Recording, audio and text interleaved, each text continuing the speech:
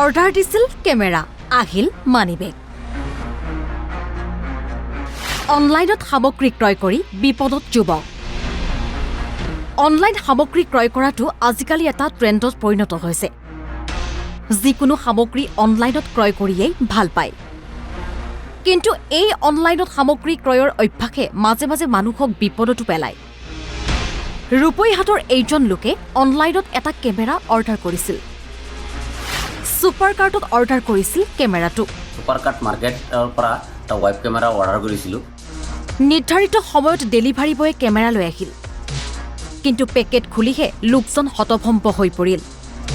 কাৰণ পেকেটৰ ভিতৰত কেমেৰাৰ পৰিৱৰ্তে এটা 10 টকীয়া মানি বেগহে আছে। খুলি চালোঁ ভিতৰত ৱেব কেমেৰাৰ সলনি এটা 10 টকীয়া মানি বেগ, যি বজাৰত চিৰি বেপাৰীবোৰে বিকি থাকে 10 টকীয়া মানি বেগ, এই মানি বেগ এটা ওলাইছে। লগে লগে ডেলিভাৰী বয়জনৰ সৈতে তৰ্কাতৰ্কিত লিপ্ত হয় যদিও উপায় নাই, কাৰণ তেওঁৰ কাম ডেলিভাৰী দিয়াহে। একচুৱেলি যিজনে বস্তু লৈ আহিছে তাৰতো কোনো দোষ নাই, এইবোৰ কোম্পানীৰ দোষ। গতিকে লোকজনে এতিয়া মূৰে কপালে হাত দিবলগীয়া হৈছে। লগতে অনলাইনত শ্বপিং কৰোঁতে সজাগ হ'বলৈও আনক আহ্বান জনাইছে।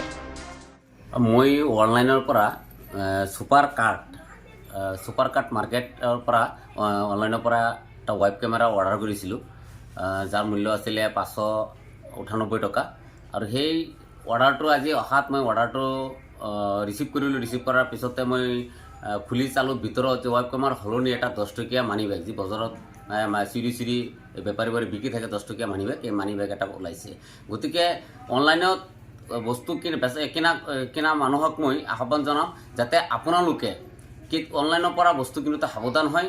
আৰু বস্তু পাৰে যে আপোনালোকে ভিডিঅ' লগাই পেলাই আপোনালোকে বস্তুটো খুলি পেলাই চাব ভিতৰত কি আছে। কাৰণ অনলাইনৰ পৰা বস্তু কিনোতে বহুত সাৱধান হ'ব লাগিব, নহ'লে সাধাৰণ মানুহ ঠগিব।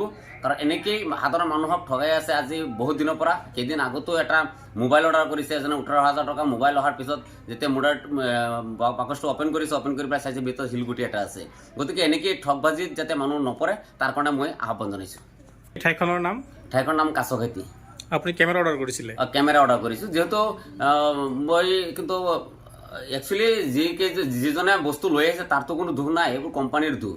গতিকে মই কৈছোঁ যে কোম্পানীত ফোন কৰিবৰ কাৰণে কোম্পানীত ফোন কৰিছোঁ। ফোন কৰি পেলাই মোৰ পইচা যি দিছিলোঁ মোক ঘূৰাই দিছে, ৰিটাৰ্ণ কৰি দিছে। কিন্তু দিলেওতো মানুহজন প্ৰায় গুচি গ'লে তাৰ মই নাপালোহেঁতেন। গতিকে মানুহ যাতে এনেকৈ যাতে নঠগায় তাৰ কাৰণে মই মানুহক আহ্বান জনাইছোঁ। গতিকে আপুনিও সাৱধান, অন্যথা আপোনাৰ সৈতে ঘটিব পাৰে এনেকুৱা ঘটনা।